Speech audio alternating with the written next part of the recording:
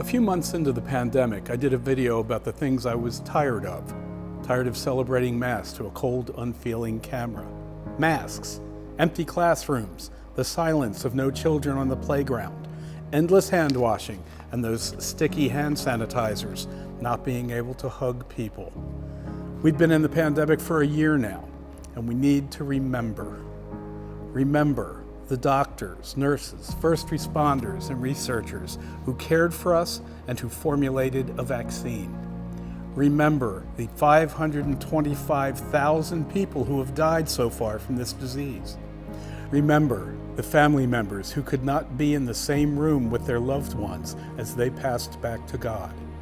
Remember the priests and clergy who went to the hospital to anoint the sick, to pray with the family of a loved one, even though some of their own family were ill.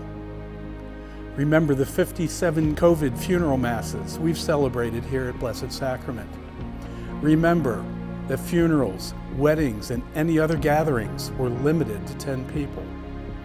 Remember the shut-ins who have not seen a priest or received the Eucharist for over a year.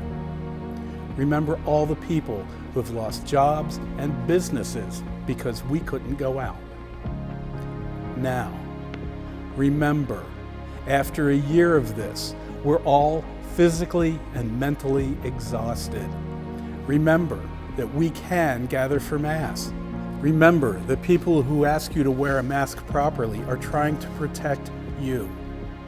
Remember, when you are asked to sit in a certain part of the church, it's not to deny you the right to sit where you want, but get as many people who want to be in the church safely. Remember that the people who are asking you to sit in a certain place are your neighbors and friends and parishioners like you and deserve a little patience and respect.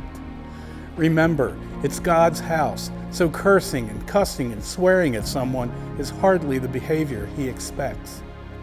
Remember, as trite as it may sound, we really are all in this together. Remember that in spite of all of the trials and tribulations associated with this, we are loved by God. As we acknowledge the pandemic, let's also acknowledge our God. This is a prayer by Anna Mackenzie from the Notre Dame Book of Prayer.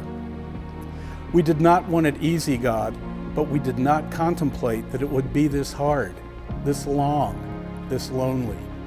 So if we are turned inside out and upside down, with our pockets shaken just to check what's rattling and left behind, we pray that you will keep faith with us and we with you. Hold our hands as we weep, give us strength to continue, and show us beacons along the way to becoming new.